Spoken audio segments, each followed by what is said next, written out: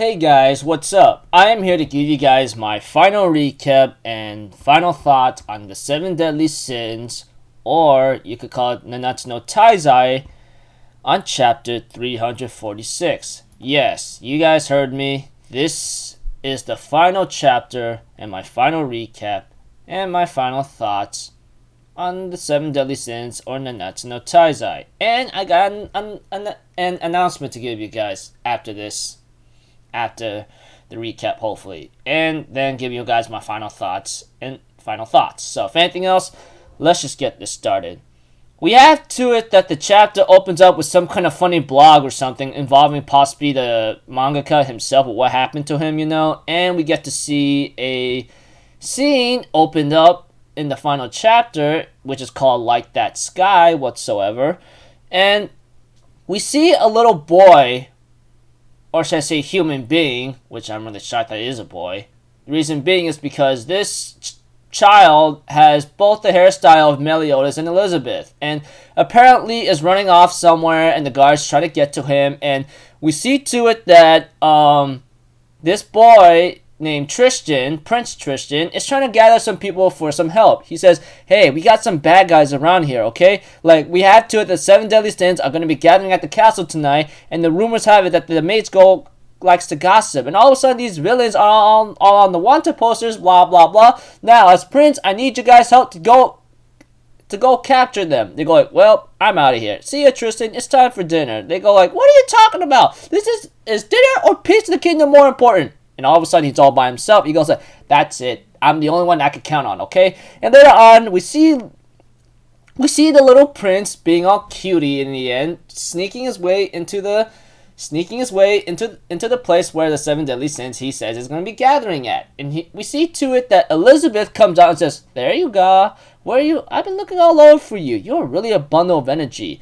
And then the prince goes like, hey, you know about the sinners about me? Oh my gosh, how's that possible? And then Tristan's like, mother, the truth is I heard some information that father and the sinners will be overthrowing the kingdom tonight. And we see to it that the 7 deadly sins shows up, well, with the exception of Merlin Escanor. We all know the reason why, which really sucks, but it is what it is. And we see to it that Diane and King are teasing him, saying, oh, you look so cute. Combination of Meliodas' and Elizabeth's hairstyle. All the more better to even be surprised about. Even Gother says, oh wow, just being a child right now, you have a very impressive combat class. As one would expect from the son of the captain, the queen. Well, obviously from the get-go, it's like the goddess and demon mixed together, and half human, of course. Half goddess, half human, and then like a demon mixed all together. It's only natural that that the child has to be very, very strong. Obvious from the get-go. If not, what in the heck? But aside from that, we see to it that Tristan's like, I know everything about how you and my father are all sinners who are exiled from the kingdom, and tonight you've come to the kingdom of Lino to stage a coup d'etat or something. I've got Hendy's sons and House's sons backing me out. There's no way of talking your way out of this one, you hear?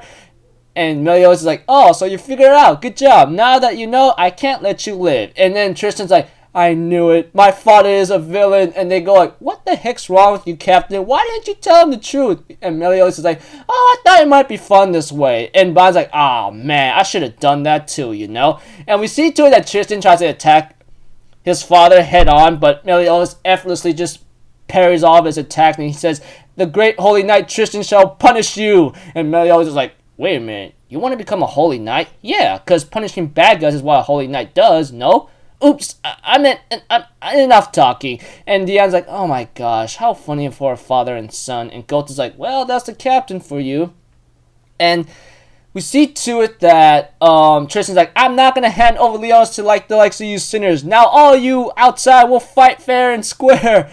And Elizabeth's like, yeah, good idea. Let's go outside. And we see to it that Tristan's coming along too, and then with grandfather and Slater. And we see to it that everybody says, happy birthday, Tristan. Yeah, it's his 10th birthday. I'm like, this guy's 10 years old, huh? So 10 years has passed, and we don't get to see freaking like Diane and King's Child yet. We don't even get to see Lancelot yet. I would have loved to see Tristan and Lancelot like see each other, man. Nakaba, are you really teasing me right now? Okay, enough of me being a little like iffy biffy, being a little idiotic, which I always am in most of my videos anyway.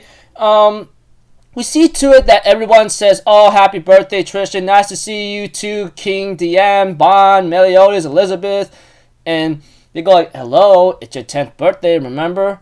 Oh, and Tristan's like, "Oh, so that's why Father's here, huh? And all you guys gathered here today." And we see to it that Tristan's like, "Hey, isn't Father a leader of these villains?" And Bond's like, hello, can't you just tell by looking, little guy? If your old man really was a villain, do you think everyone in the country would admire him so much? And Tristan's like, "I won't be fooled," and everyone's like, "Oh my gosh, what is with you?" He even says he's so short and so irresponsible and a big drinker that touches mother's boobs every day. Even though I stopped drinking from them ages ago, I'm like, oh my gosh, Tristan, you are so hilarious, dude. And I like the little guy, little funny, innocent little child, which is always a nice purity thing to any adult that has a kid of their own. You know, it always brings up very nice, funny memories here and there. And Meliodas asks Tristan, "Hey, what do you want for a gift?" And he says, "A legendary sword." He goes like, "Nope." And then Goth's like, "Then I shall give you a little special present. The true story of the sinners and the seven called the 7 deadly sins." And Tristan will later on be having the memories of all of the 7 deadly sins that have worked together from the beginning to the end, you know, from Meliodas, Gother, Escanor, and Merlin, Bond, King, Diane, Zeldris, you know, how they are true heroes instead. Even that little funny small last image with Elizabeth and Meliodas having the birth of the baby, which is Tristan, you know. And that's when Tristan starts to have a teardrop, and then we see to it that like Meliodas is like, "I can't believe you're convinced that your own dad was a villain." He goes like, "It's your fault for not telling me, father. I didn't do anything wrong." And then Elizabeth's like, "Come on, boys, it's time for lunch." And Tristan's like, "Yeah, I'll be right there." And then Meliodas is like, "It really makes me wonder what kind of adult you'll grow up to be. Nobody knows for the future." And Meliodas is like, "Well, you're right, but you could word in another way too, you know, like the sky. Your future's ever expanding, just like the sky. You could choose whatever you wish to be." And we see to it that Tristan's like, "Hey, but I have to become the king, right? And it's okay if you want to be something else too." "Really?" "Yeah, of course. A holy knight is fine too, you know." And we see to it that Tristan says, "Then I've decided. I shall become one of the 7 deadly sins." And the chapter ends up there with Tristan walking hand to hand with his father to look at the skies, you know, while Elizabeth looks on. So, yeah, thus ends the chapter. Now, I let you guys know, I'm pretty sure if you guys been keeping up with the series in general, especially up to this point, there's actually a sequel to the 7 Deadly Sins manga, which is called The 4 Nights of the Apocalypse, which would involve Tristan himself, you know, to be involved with this kind of apocalypse. And there was a rough draft reading shown about Tristan and possibly his other 7 Deadly Sins being involved. But looks like to me, this might be followed with like what's going on here and there. But yeah, pretty much this is the final chapter of the 7 Deadly Sins, or Nanatsu no Taizai, whatever you want to call it, which is on chapter 346. But there was an announcement given to me many days ago, etc., or should I say on the 24th of March, if anything, yesterday or so, that the 7 Deadly Sins is getting a sequel to its manga. So I go like, okay, sounds interesting. I mean, I would like to see where this one goes. I mean, like, it's called The 4 Nights of the Apocalypse, or Moku Shiroku no Yon Kishi, which apparently says that it will be involved with Tristan himself, which is something that that possibly we get to see what he's going to be doing when he grows up with the 4 Nights of the Apocalypse. And I hope we get to see Bond's child called Lancelot, which I'm pretty sure you guys know what I'm talking about, okay? So if anything else, let's just get on to my final thoughts on the 7 Deadly Sins, or Nanatsu no Taizai in general, in terms of the manga from the very beginning I started, from the very end of it. So, yeah. let's just get this started, alright? The 7 Deadly Sins, to be honest, it started off pretty interesting. It was pretty nice from the very beginning of the get-go for me. I mean, like, when I saw the anime, I'm like, oh, this looks pretty cool. And I decided to pick up the manga afterwards, which I go like, okay, this is really nice and slick, you know? It was pretty funny here and there, and me having to do recaps on it on my channel from the moment I started to read the manga, you know? And, yeah, I go like, oh, this is really cool. But eventually, I'm pretty sure if you guys been keeping up with me and you've been keeping up with the community of Nanatsu no Taizai and been looking into it, you will realize that it kind of gotten a little into the downpour pretty badly, you know?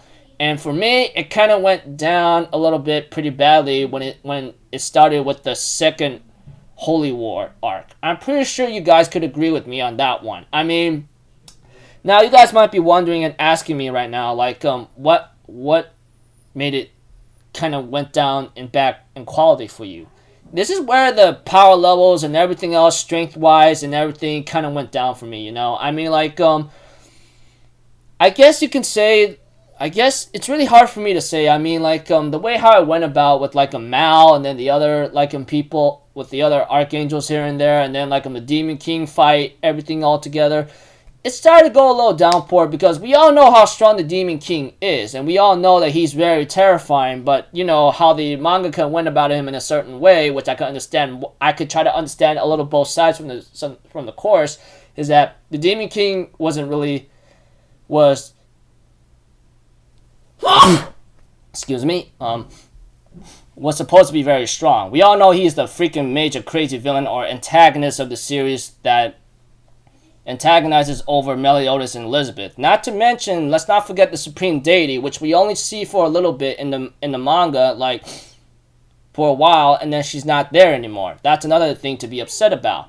But when it comes to the fights, you know, I thought it was really nice and awesome, but in terms of, like, how it went about, it kind of went in a little downpour. Such as, you know, Mal is meant to be one of the strongest 4 archangels, and then absorbing the commandments, and then later on King somehow manages to subdue Mal in a certain way. And we all know this has been hinted at that King is going to be the strongest fairy king there is, and I guess there's a reason why he was able to overpower Mal because of his power and magic, but makes me question, was he able to get all his magic powers and healing all just when he evolved out his wings, you know? Like I said, there's been a lot of questions here and there. Not to mention the Demon King taking over Meliodas' body, and Bond was able to, like, go toe-to-toe with him, which I can understand why, because, you know, Bond's been training in Purgatory, or he's been in Purgatory for a long time because of his immortality, and his body has evolved to a point where he's able to, like, be stronger than most of the 7 Deadly Sins because he's been in Purgatory, his body adapted to the poison, heat, air, everything all together, etc., however you want to call it. I mean, that kind of thing. That much I can say. I mean, what else am I gonna get off from that, you know? That kind of thing.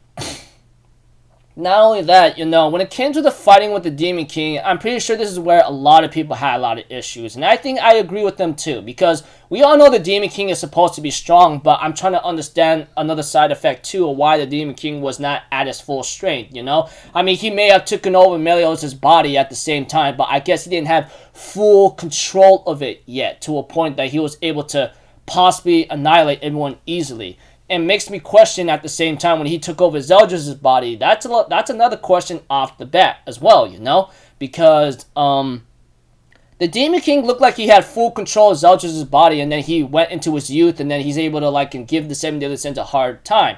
And then, you know, Escanor being Escanor, I mean, everyone loves him. I mean, there's no, they could forgive him for able to, like, match the Demon King head to head, you know? But yeah. Not to mention, the series was kind of dragged out for a very long time, but, you know, it is what it is. I mean, there's nothing much I can say. And like I said, there's been a lot of crazy stuff happening throughout, like, Nanatsu no Taizai, which gives a lot of questions to everybody, you know, about the Supreme Deity, you know, Hawk's brother, and many other things altogether. Not to mention, where am I supposed to get it? I mean, Merlin, it looks like to me she was, like, being the puppeteer behind these string of events of wanting to revive chaos, and King Arthur's the King of Chaos, and Kath Polly, you know, it looked like he was stronger than the Demon King because he's regenerating all the time, and all of a sudden, Arthur decides to absorb his butt into him and then get back his power with the Holy Sword Excalibur evolving, and then he's the King of Chaos, he's meant to lead Britannia in the future, and then, you know, that kind of thing. Yeah, a lot of things have been coming into question a lot lately, you know, I mean, like I said, everything went down a bit, or went down when it came to the Second Holy War arc, because this is where it becomes very questionable. I mean, all the fights were really intense and fun and all, but at the same time, it's really like asking each other, like, did this really happen, you know? Because, you know, Merlin, she has the power of infinity. She's able to overpower the strongest of the demons easily, but just by doing double impact and everything all together. But let's not forget that she's infinity. Like I said, there's been a lot of crazy things happening in Nanatsu no Taizai, which questions a lot of things, like, you know, me and possibly the other people in general in the manga of Nanatsu no Taizai have been asking, like, if they had this much power, or if she had this, or she had that, or Merlin had this, or this or that person had that, why didn't they just do it this way, that way, this way, that way, this way, that way, you know? And then, you know, Merlin looked like she looks like an antagonist, because it looks like to me she wanted the Demon King killed in the first place, and she looked like she did some antagonistic means or villain-like means to, like, try to revive Chaos, just to, let's see here, give her shower of gluttony or something like that, you know? Like I said, I'm pretty sure you guys know what I'm getting at here. In overall words, with a lot of things that happened in the Second Holy War arc here, and it gives a lot of questions, not just to me, but to everybody in general who's been keeping up with the Nanatsu no Taizai from the very beginning, you know? Sometimes you be questioning, like, sometimes I be asking questions like them, like, why didn't they just do this, or why didn't they just do that if they had this much power, or if they actually had this kind of plan in other cases in mind, you know? It's a lot of questions, not to mention, you know, another one of the problems for Nanatsu no Taizai in general for me as well, it's the Supreme Deity. She's only shown up for, like, maybe, one chapter, and then she's not even there anymore. That's another thing. I was hoping that she may show up later throughout this series, and then we may get to see her, but I'm not so sure about that anymore, but yeah. And, you know, Merlin being very devastating with infinity, you know? I mean, the way how she defeated the two strongest demons, such as Kusek and Chandler, with just her magic powers, double impact, weakening spells. And we all know infinity, man. She can, like, cast a spell multiple times and not be freaking, like, exhausted here and there. And etc. Yeah. And when it came to breaking the curse for Elizabeth and Meliodas, that is also questionable, which a lot of people did not like as well, because it looks like to me Meliodas somehow grabbed the power of the Demon King, like, because he's been in purgatory for a long time, or he unlocked his power because he had to, you know? And that came into question a lot. I'm pretty sure you guys could agree with me on this. Like, there's been a lot of issues throughout Nanatsu no Taizai, throughout the series in general, especially for me. I mean, like, these events led to one another. It gives out a lot of crazy questions of what's to come, you know?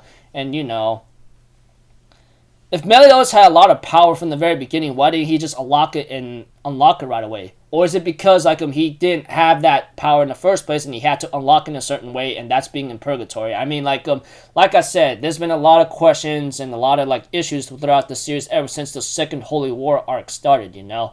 I mean, like, you guys could somewhat agree with me or agree with me on this, but it's all on you, on your certain perspective, you know? And yeah. So yeah, I mean, from the moment I started Nanatsu no Taizai in the anime format, before I pick up the manga, I thought it was pretty interesting, it was pretty nice, but when it came to the Second Holy War arc, you know, that's when it kind of went downhill, for not just for me, but for a lot of people in general, because this is where the power scaling that they compared to Fairy Tail, which I heard a lot about Fairy Tail, you know, and it kind of can't, blah blah. But it's understandable, which is why I'm trying to understand both sides and understand, like, in a certain perspective, in a certain way of why this happened, why did that happen, and, you know, Merlin being the puppeteer behind the strings to try to kill the Demon King to revive Chaos, and Kath Polly, you know, that immortal monster, and then Arthur becoming the King of Chaos. He looks like he's being Mr. OP guy right now because he could warp reality and he could just eat you up if he wanted to. Questions a lot of things, mate. Yeah. And I don't get to see Hawk at the end of this chapter, man. When can we ever see him? I'm pretty sure he could find a way to escape, especially with Wild. I would like to see them again, man. I mean, yeah. And you question how did Wild survive, but you know, he's a purgatory creature, but it is questionable. Whatever the case may be. Yeah. Okay. Like I said, Nanatsu and Taizai was pretty interesting for me from the beginning when I started the anime and then reading up to the manga, and then everything kind of went downhill when it came to the second Holy War arc. I mean, it is questionable. It is very conflicting at times like this, but it is what it is. At the end of the day, or once it finishes, it's a freaking shonen type thing that tends to be a little out of proportion depending on the situation. If certain questions could be answered, then I think it would have been a little bit better. But if the mangaka or Nakaba Sensei went a different kind of road and did it in a certain way that would have been satisfying, I think we all would have been very happy with a certain direction if he did it in a way that satisfies not just for me but for other fans of the series in general. But it is what it is, you know. Not to mention, like I said, there is a sequel to the manga coming up in the future, though I don't know when. Like I said, and say it again,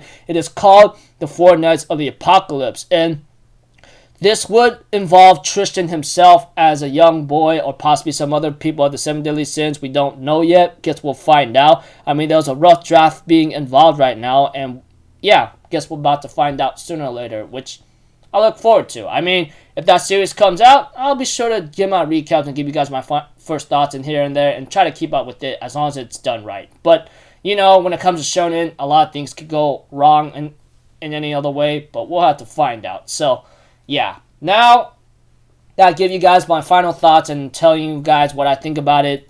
My final score, it's around like 5 out of 10. I mean, like, it was pretty awesome it was pretty nice and awesome for me a bit from the beginning, just only when it came to the second Holy War arc, and when it continued down that path in a certain way that might be a little, that could be conflicting and questioning is where it kind of went down in quality. So, yeah, that's about it, people. That's all I can really say. I'll see you guys in my next video, so I'm off as little. Have a good day, and I hope you guys enjoyed the series as best as you can. For me, I enjoyed it, but only when it came to the second Holy War arc, it kind of went down in quality. But yeah. Anyways, looking forward to the sequel. Hopefully, we'll get to know a little bit more about the Arthur legends and see how this one will be written out. But guess we'll find out sooner or later. Like I said, peace out. Bye bye. Ta-da!